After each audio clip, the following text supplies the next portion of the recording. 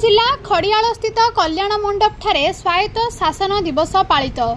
नुआपड़ा जिला खड़ियाल स्थित कल्याण मंडप ठारे स्वायत्त शासन दिवस पालित हो जाइछि।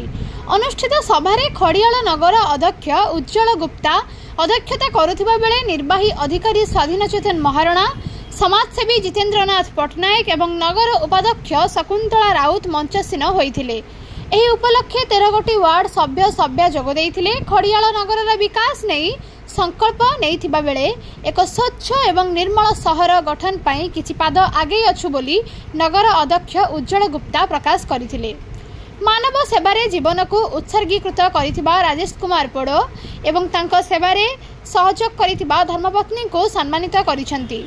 मानसिक विकृत मनीषक मसीहा रूपे राजेश पोड़ो सबुबेले चिंतित रही थांती। स्वायत्त शासन दिवस उपलक्षे सम्मानित करी तांको सहयोग करने आह्वान करिसंती। खड़ियाल विज्ञापित अंचल परिषद समस्त अधिकारी कर्मचारी माने जोग देइथिले।